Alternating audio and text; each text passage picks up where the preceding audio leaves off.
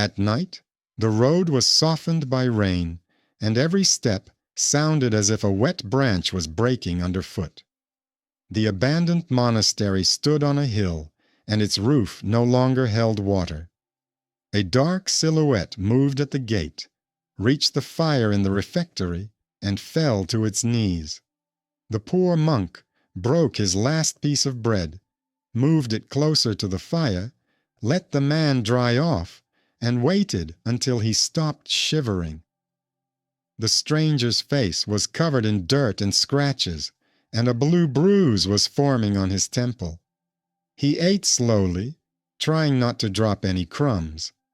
The monk remained silent and only made sure that the fire did not go out. I welcome viewers and ask you to leave a comment about where you are watching this video. It is important for me to know. I hope you enjoy listening. Morning came with the sound of hooves. A troop in cloaks rode up to the gate, wet flags hanging from their spears.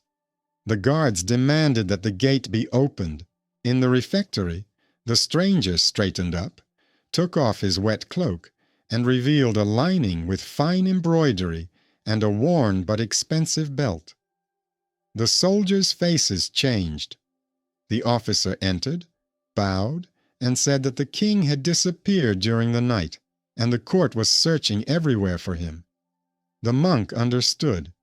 The night traveler was the king himself, and the evening bread was not charity, but a test of conscience. Before that morning, the poor monk was called Sava. He had lived in the monastery since his youth, remaining there after the plague, when his brothers had scattered in all directions. He knew how to repair roofs, boil glue from bones, make candles from beeswax, and keep track of the sacks of grain in the storeroom. Weak in appearance but resilient, he spoke more with his actions than with his words. On his belt hung a leather pouch with half a copper coin, which he had kept since childhood. On that half was a half-worn mark, a semicircle with 3 dots, like a cluster, and a tiny scratch in the shape of a hook. He never had the other half. The king, coming to his senses, ordered no one to be disturbed and asked Sava to take him to the church. He prayed for a long time, then explained to the soldier at the gate that he would stay until dawn and return to the palace in the morning. At night, he left the castle without his retinue to check who was ready to raise their hand. Rumors of a conspiracy had been circulating for a long time, and he decided to test his suspicions on the road. The test became too dangerous. Someone tried to hit him with a stone by the river, so he ran through the forest and came out at the monastery. Sava shared his bread without hesitation, but the king considered this act important. At the gate, he said he would return for the monk, and he kept his word. By the next evening, Sava was in a hall where the walls were hung with weapons and carpets. The monk looked out of place in the palace. His clothes were simple. He wore old sandals on his feet and a coarse robe on top. The stifling heat from the hearth, the smell of fatty meat, the glint of goblets, none of this suited him. At court, he was greeted with smiles that lacked warmth. The treasurer, Rorik, explained to the others that such people should sit in monasteries and pray, not advise rulers. One of the barons, the broad-shouldered Liutgard, smiled and offered Sava a place under the stairs if he got tired of standing. The servants laughed quietly. Sava seemed not to notice the mockery and asked permission to walk through the storerooms. He said he wanted to look at the grain, salt, candles, and leather straps on the barrels. The laughter grew louder.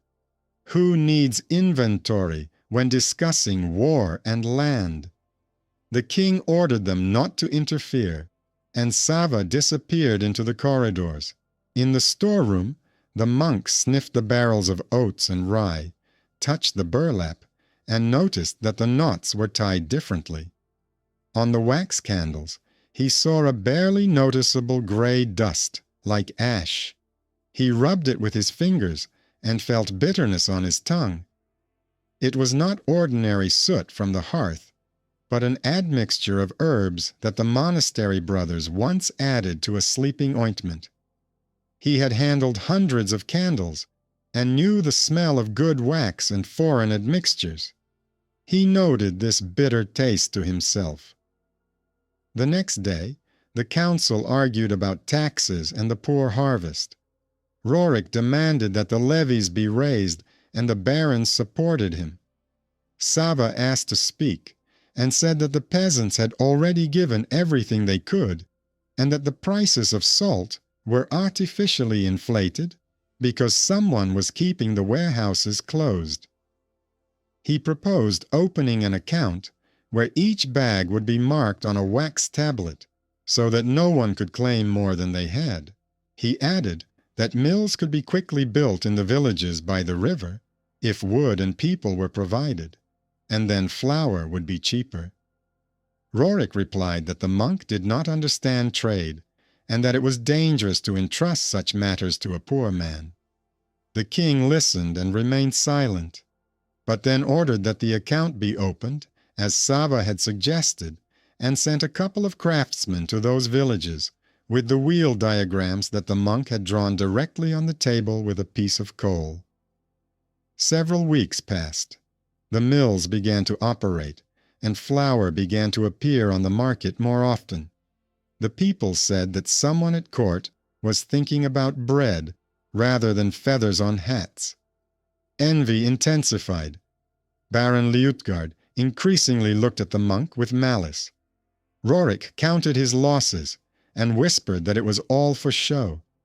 Sava remained aloof, checking warehouses, talking to craftsmen, conversing with cooks and centurions. He was quiet, but stubborn. His word began to carry weight. One morning, a cart arrived at the palace gates with gifts for the royal chapel. Boxes of candles lay on the boards. Each box was stamped with a symbol resembling a crescent moon. A chapel servant said that it was a donation from a pious man, but did not give his name. The candles were carried into the chapel, several were lit, and the doors were closed. Sava, passing by, felt a familiar bitterness. He asked for the doors to be opened, approached the altar, smelled the smoke, and realized that the wax contained an infusion of a dubious herb, which in a confined space caused drowsiness, followed by heaviness in the chest. He ordered the guards to open the windows.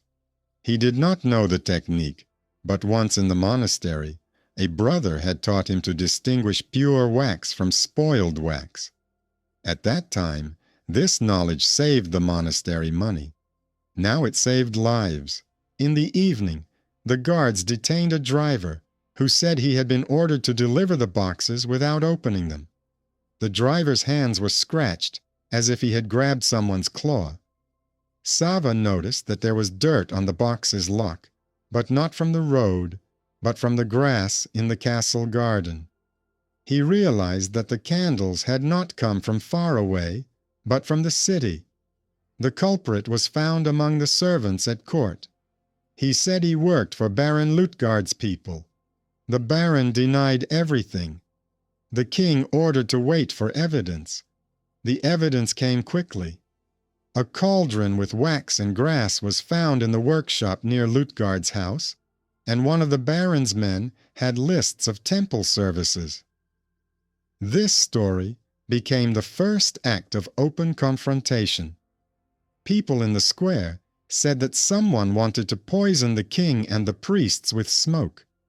People argued, and on the same day, a caravan from the southern lands entered the city. At the head was a short man in a traveling cloak, followed by mules carrying bundles. He was looking for Sava. Once, in winter, before meeting the king, the monk pulled a mule out of the water at a crossing after it had fallen through the ice. The owner was badly frozen, so Sava warmed him by the monastery fire and shared some warm drink with him. The man called himself Mauro and promised that one day he would repay his debt. He was not joking. In the days when the city was trembling with rumors, Mauro stood in the hall and explained that he had brought grain and salt, ready to give now and to accept payment later when the treasury was in better shape. He did this not out of mercy for the king, but in memory of the poor monk who had not passed by his misfortune. Mauro turned out to be what is usually called a chance guest, but his intervention had been logically prepared by Sava himself long before the events. Simple help in winter meant that now the city was not starving and prices in the market had not skyrocketed. Rorik said that it was impossible to deal with a stranger, but the king saw how the people had become calmer. He agreed to the deal, recorded it on parchment, and Sava ensured that it was distributed fairly. The caravan was dismantled without a fight, and women with empty baskets no longer crowded at the gates. Meanwhile, Baron Liutgard did not give up. He promised his people land if they helped get rid of Sava. That same week, an old woman from his estate came to the castle. Her name was Daria. She brought half a copper coin in her handkerchief. It had the same semicircle with dots and the same tiny scratch. Daria said that many years ago, a young gentleman, who turned out to be Liutgard's father, gave her a coin, broke it in half, and said that he would recognize the child if fate brought them together. The child was then given to a monastery to be raised. Daria searched for this child and came to Sava when she saw that he had the same half. Sava listened and understood that she was talking about him. Liutgard, who knew the old sins of his house, pretended not to understand what was being said. His hatred for the monk took on a new meaning, which he tried to hide. A shameful blood relationship. The hidden kinship did not give Sava any rights, but it explained a lot about the baron's behavior. Daria was seated by the fire and given food. Sava did not shout about the discovery. He hid the coin and waited for the truth to work, not as gossip, but as evidence. He understood that a sudden move would destroy trust rather than build it. These days, one boy from the kitchen was always seen around the court. His name was Stepan. He was hard of hearing and therefore served in places where eyes were needed more than ears, in storerooms, by the stoves, during distribution. He was considered superfluous when it came to serious conversations. The servants often pushed him away. Sava noticed that the boy watched the speaker's lips closely and understood the meaning faster than many others. He gave Stepan a simple task, to mark on a wax tablet who carried the boxes into the chapel, and when and where the empty ones went. Stepan did it without mistakes. Once, he saw one of Liutgard's men move his lips to form a phrase about smoke that would put people to sleep forever. The boy brought this note to Sava, who raised the alarm that evening when the candles had only just been taken out of the box. Thus, the underappreciated servant became the one who saved the hall from death. His name was not yet widely known, but Sava recorded his merit in his memory so that it would not be forgotten. The council gathered again. Rorik argued that the import of grain by foreigners would undermine the authority of the treasury. Liutgard sat with his fists clenched. The king asked about the wax. The workshop owner, caught by the guards, told them about the order. He said he was told to mix a herbal decoction into the wax and make heavy candles with an even burn. He named the middleman who received payment at the baron's house. Sava then took out 2 halves of a coin. He told Daria about it calmly and briefly, without embellishment. He did not ask for mercy. He reminded them that the baron had reasons to hate him long before the candles and warehouses. Luthgard exploded, trying to steer the conversation toward past slander and the simplicity of blood. The king replied that kinship does not create or remove guilt, but it does explain blind rage. He ordered the investigation into the candles to continue and not to be mixed up with old cases. That evening, a second dangerous event occurred. A messenger arrived at the castle with a basket of cheese for the royal table. On the edge of the basket lay a bundle with a yellow wax seal. The messenger explained that the buyer had ordered the cheese from the round market and instructed that it be delivered to the palace. Everything looked like a normal purchase. The messenger left. Out of habit, the guard took the bundle to the room where Sava was sorting through papers. Inside was a letter opener and a piece of parchment with words saying that tomorrow, during the service, the chest with the cross should be opened in the chapel. The lines were written quickly.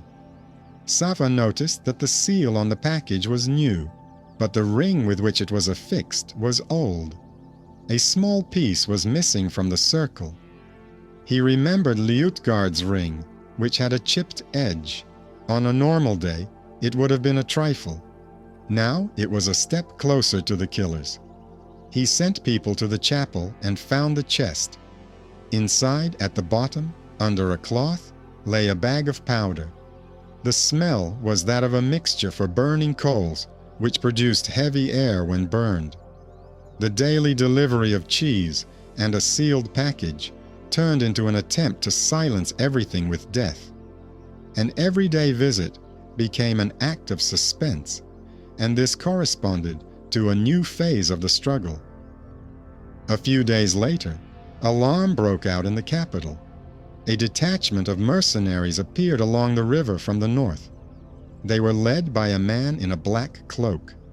The road to the pier was blocked. The king gathered his army, but time was short. Rorik suggested waiting, while Luthgard insisted on a sortie to prove that he was not a coward. Sava told the king that there were old anchor stones at the pier and that they could be quickly rolled over to close the drawbridge, leaving only a narrow passage. Then the tax boats could leave, and the enemy cavalry would not be able to break through.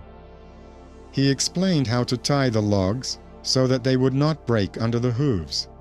He drew a diagram in the sand, showing where to place the archers and where to store the supply of arrows. He spoke without unnecessary words, recalling how he had repaired the dam at the monastery and how the water flowed where it was allowed to flow. This advice worked. The mercenaries did not take the bridge. The boats left, and the people standing on the shore said that on that day they had been saved very simply but cleverly.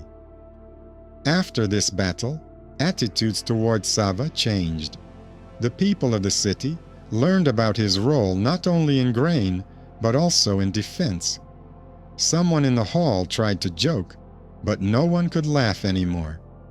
However, Liutgard's hatred became open.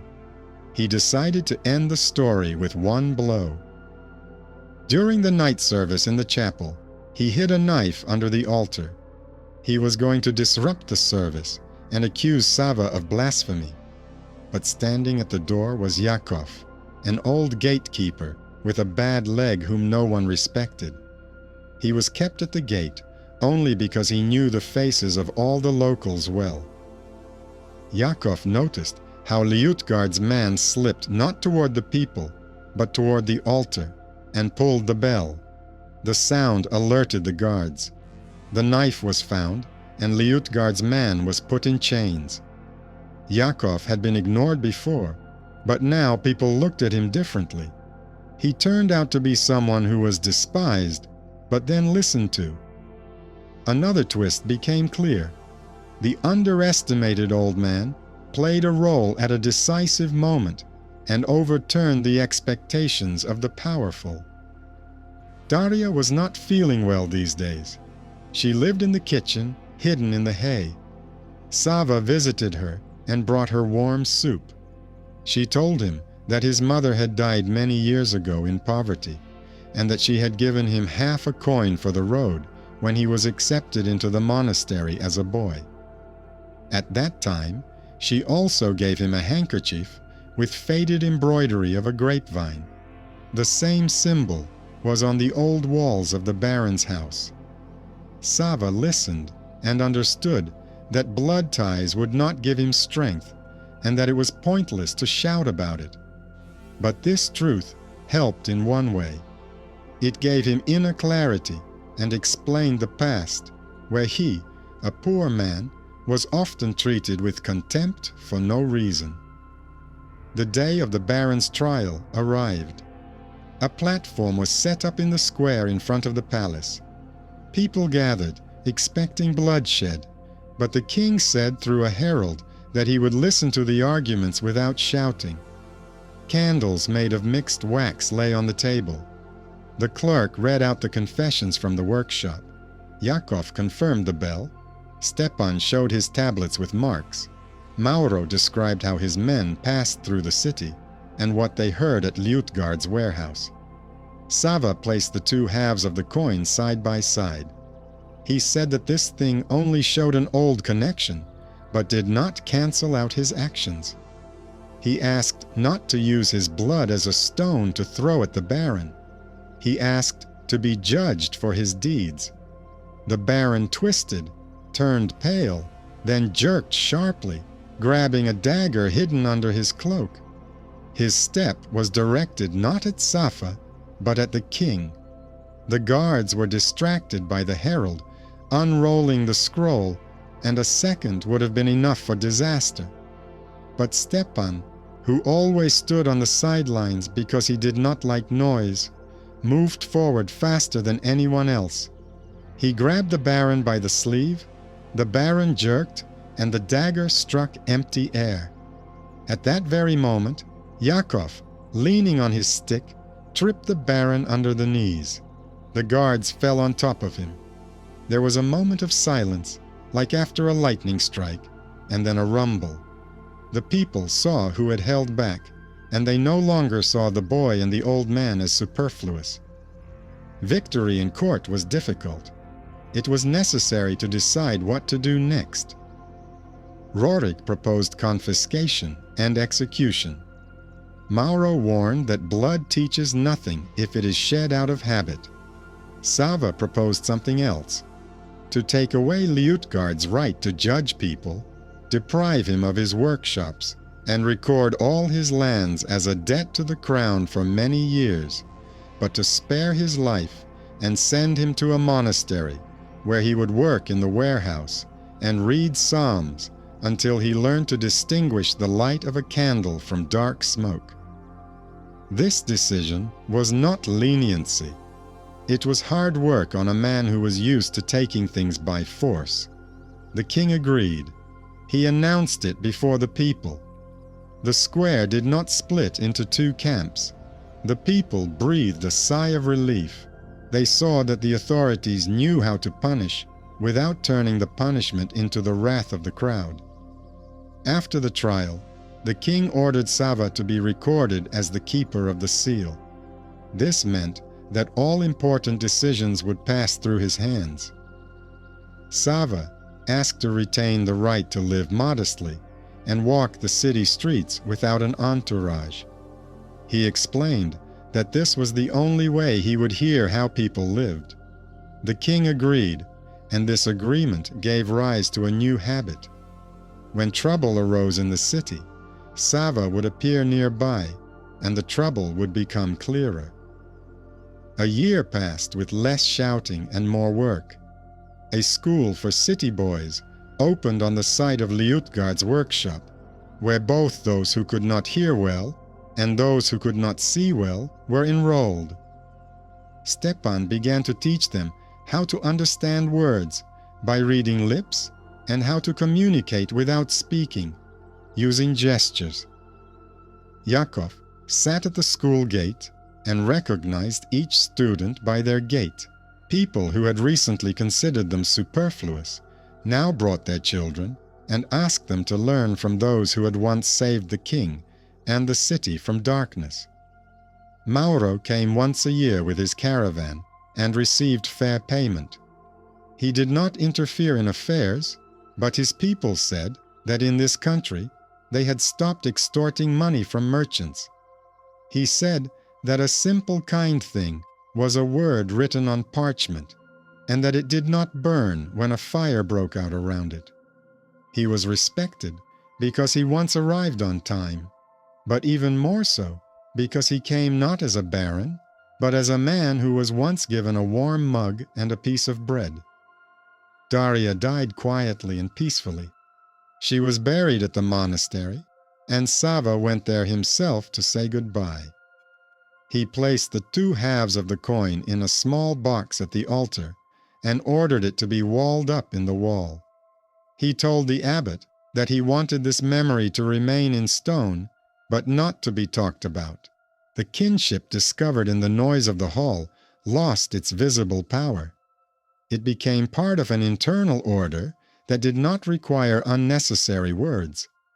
Sava did not want to use it for power and profit, so he chose for himself who he would be, not a rootless man or a baron, but a man who knew how to count bags, smell wax, and ring the bell at the right moment. The town talked for a long time about the night when the candles were supposed to put the chapel to sleep. People recounted how the simple smell of bitterness had revealed the murder.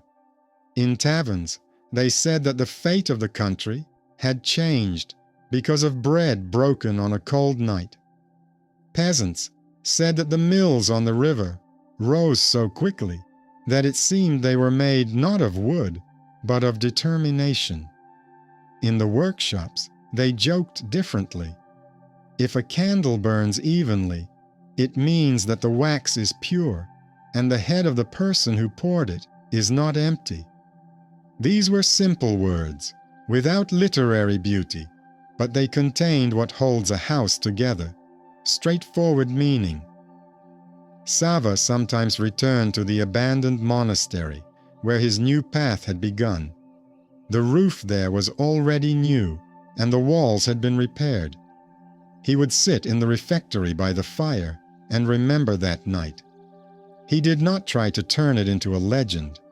He saw it as a chain of simple actions that had shaped his destiny. One man shared his bread, another came to the rescue with a caravan, a third rang the bell, and a fourth squeezed his sleeve at the right moment. Everything else was just the hustle and bustle around him. The king did not forget this. He traveled without an excessive retinue to monasteries and cities, and made no secret of the fact that he listened to those who spoke simply.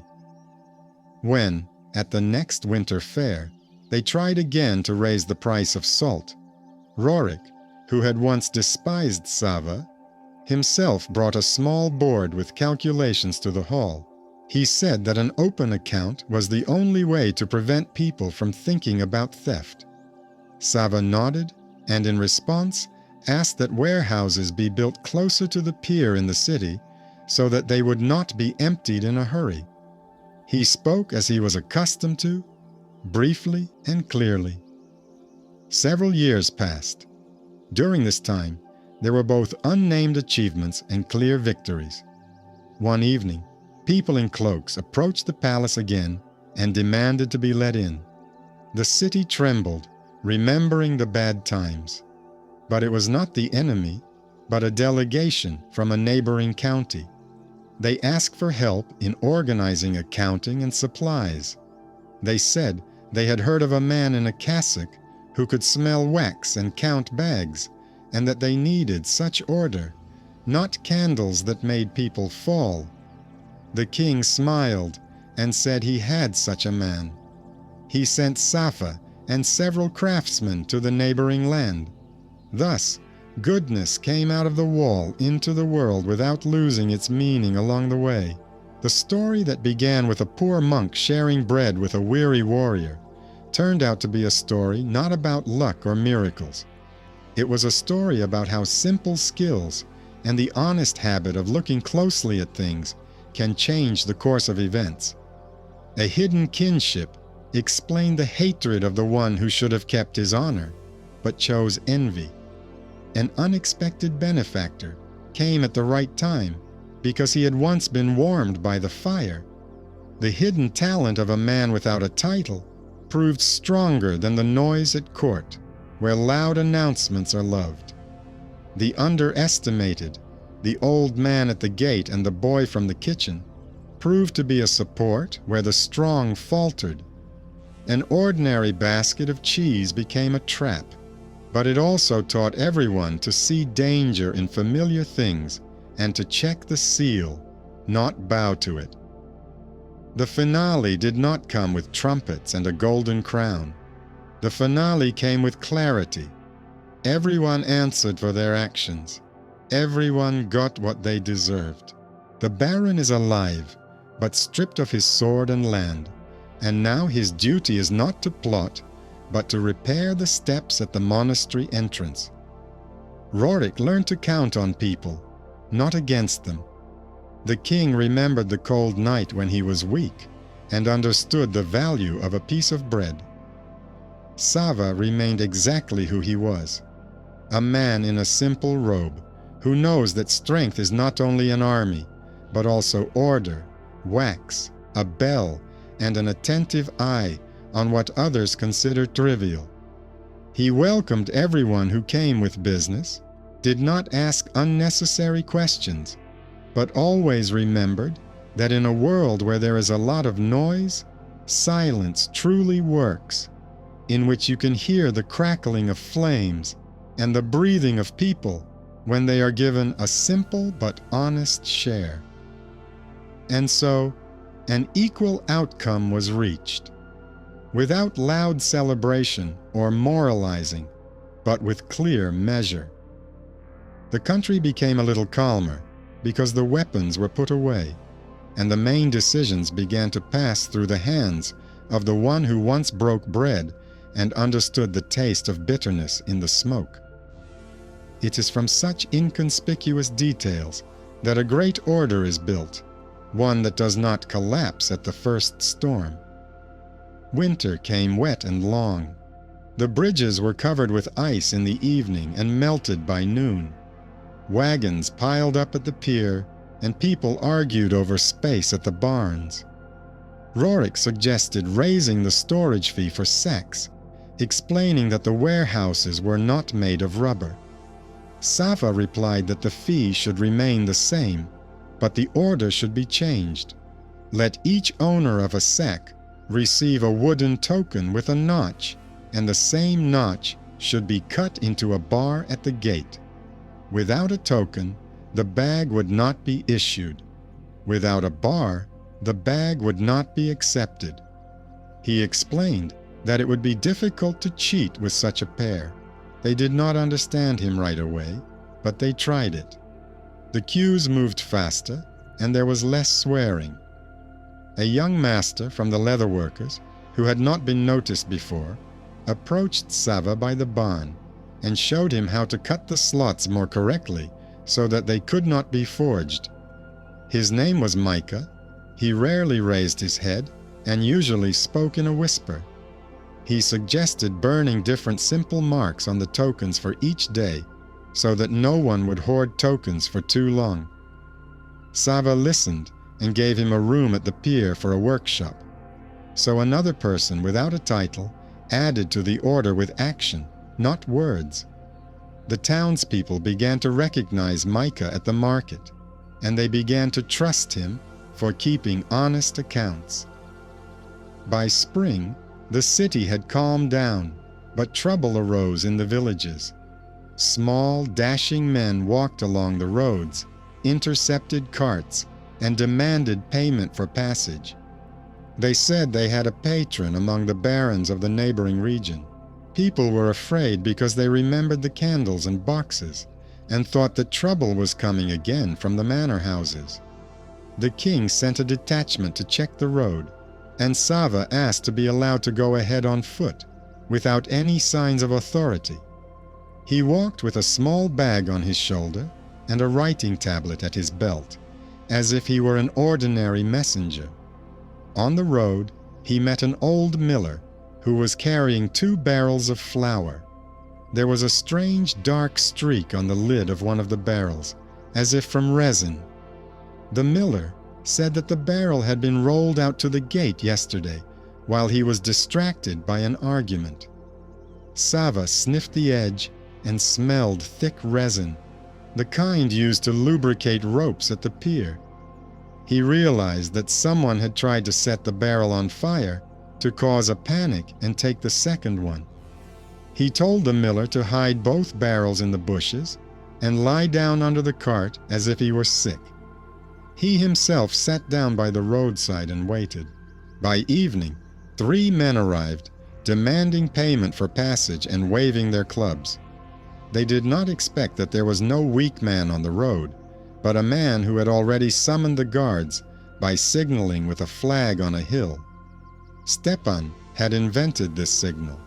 He taught the guards to raise rags of different sizes on the hills and thus send signals without shouting.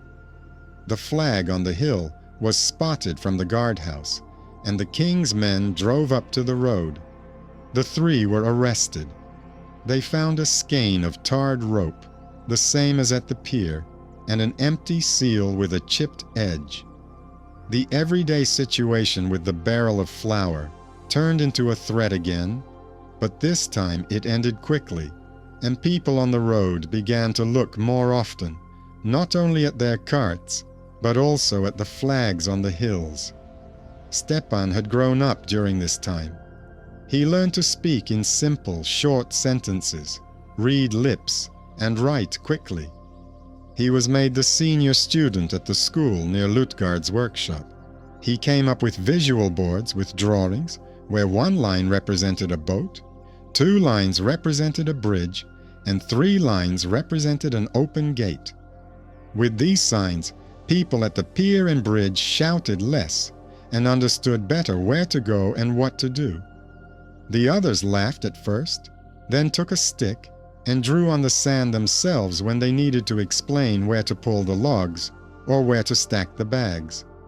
Thus, the hidden talent of a simple servant became the rule, and the city was held together by these quiet signs more firmly than by loud orders.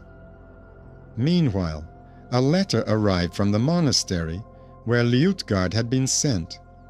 It was written by the brother guard who kept order in the monastery. He reported that Liutgard worked silently in the warehouse, lifting sacks, cleaning the shelves with his black hands, and lingering at the bell after vespers. He did not ask for leniency and did not write complaints. A month later, a second letter arrived, this time from Liutgard himself. He wrote that for the first time in many years, he was looking at the world without wine in his cup.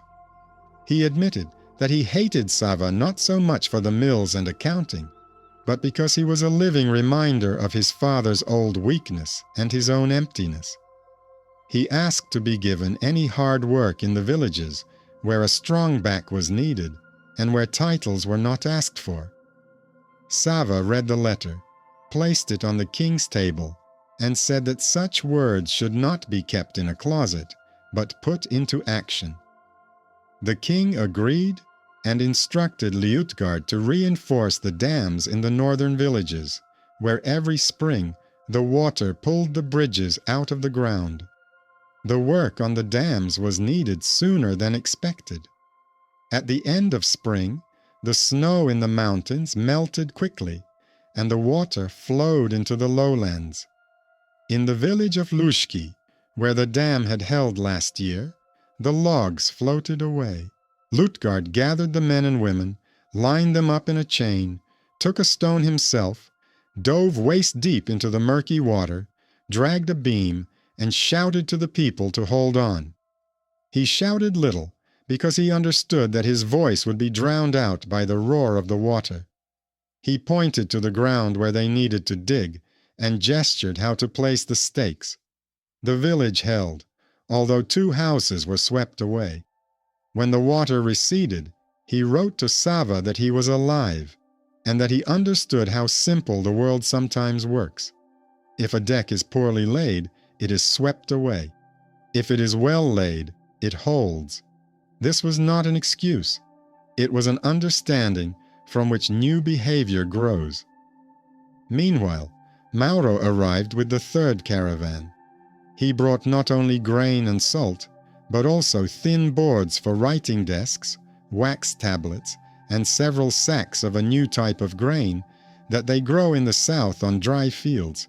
He said through an interpreter that he could see how people in the city were learning to count honestly, and that he wanted to invest some of his goods in the school. He did not ask for any privileges, but he did ask for permission to teach several boys how to use trade scales.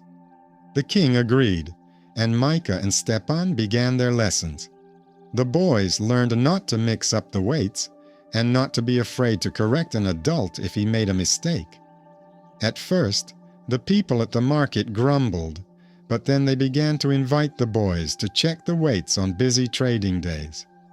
Against this backdrop, Rorik kept to himself. He didn't argue as loudly as before, but his eyes often darted around. Sava noticed that the numbers in Rorik's records did not always match the marks on the boards at the gate. He did not accuse, but asked to check. Once, he caught a discrepancy in the bags of salt. According to the count, there should have been 200, but in the warehouse there were 196. The difference could have been an honest mistake.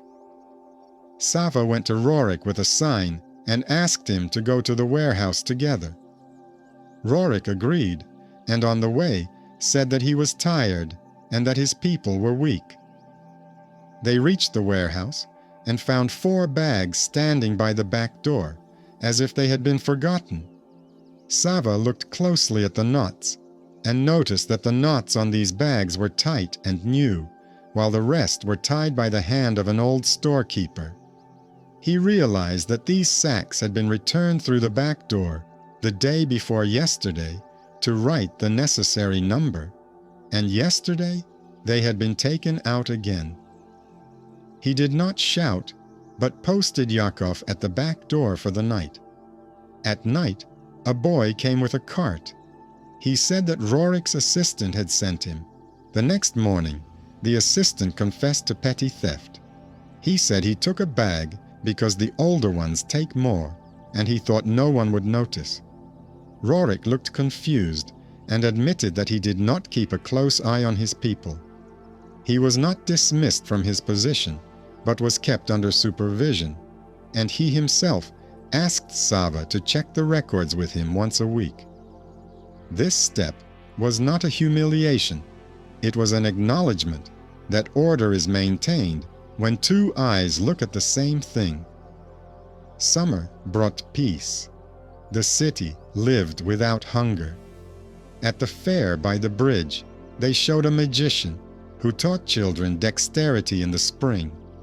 In the evening, there were stalls with candles near the chapel, and people now asked themselves what kind of wax the candles were made of and where they were poured.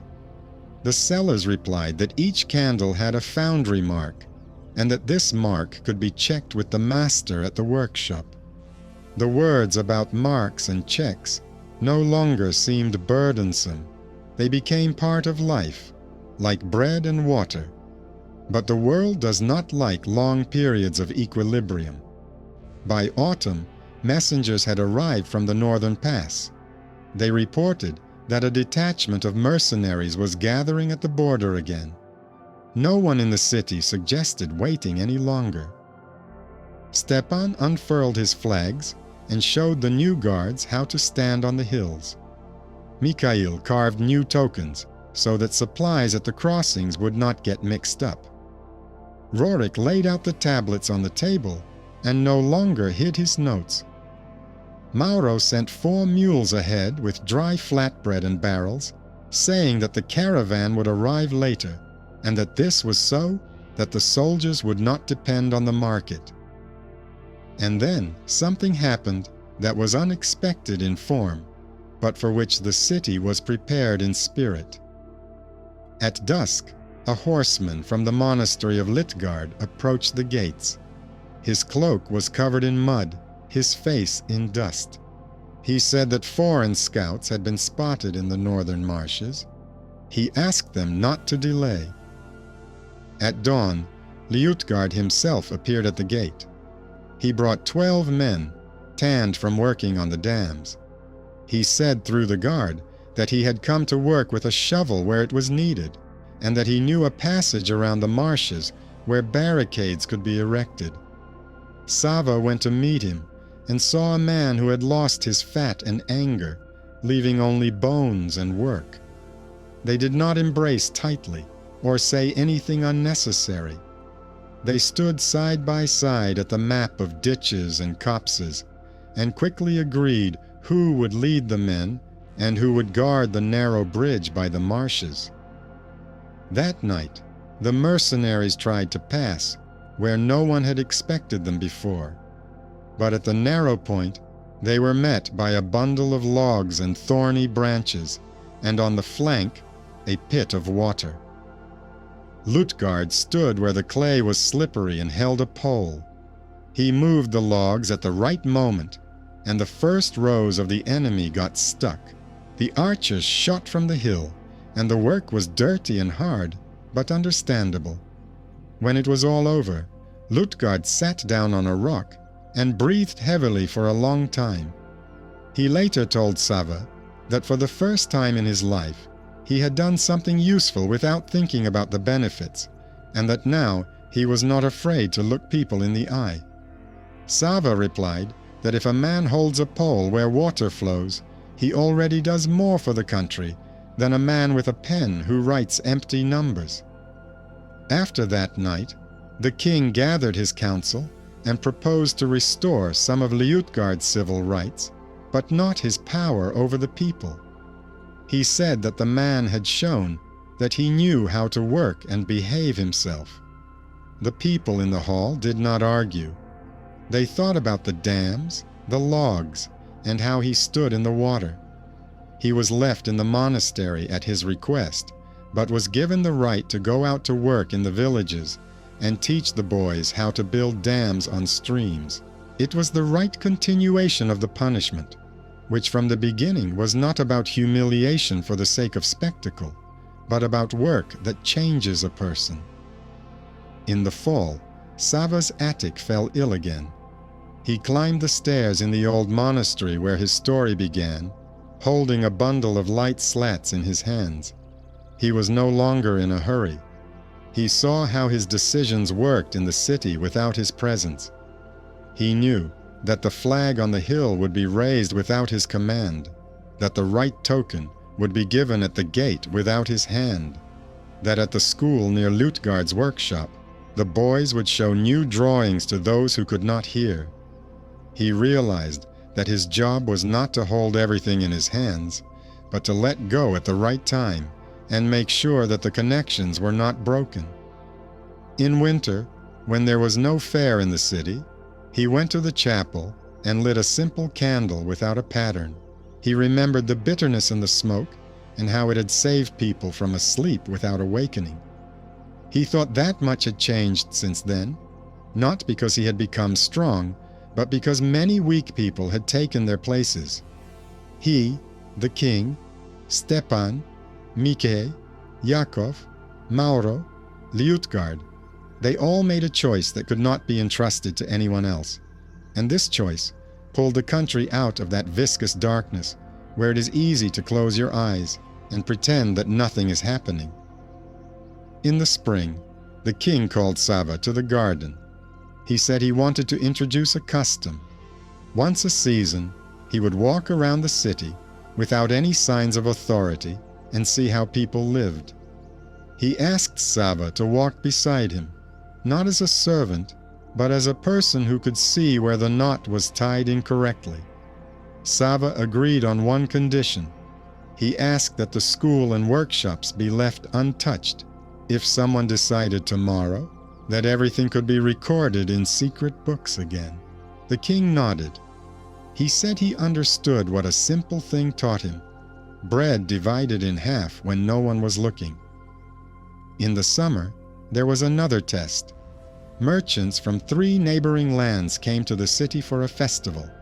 They brought fish, cloth, and weapons. People looked, chose, and argued about prices. On the morning of the main market day, the chest with the school's money disappeared. The chest was kept in a stone storeroom under the stairs. The lock was intact. A heavy board with 3 iron nails lay on top of it. No one could understand how the chest had been removed. Yakov sat down on the steps and said that in old houses there are passages under the floor that lead to the well. He said that at night he heard a dull sound under the stone, as if someone was dragging an empty barrel. Sava went down to the storeroom, tapped the floor with his staff, and heard a difference in the sound near the wall.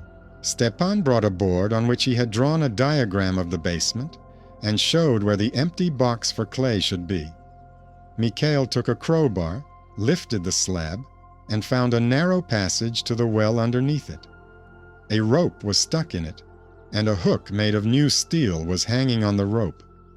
Sava realized that the chest had been pulled into the well, and from there they wanted to take it to the river. He and Yakov went to the well, lowered a lantern on a rope, and saw the chest caught on a ledge. They lifted it up. Everything was still inside. It was another day when the habit of paying attention to small details saved the day. They put the chest on the table. Yakov sat down next to it and chuckled quietly. He said that old houses know more than new locks. In the evening, a woman in a simple headscarf approached Sava. She was holding the hand of a girl with a notebook made of thin boards. The woman said that the girl dreamed of learning to write, but in their village, people laughed at her. She asked to take her to school.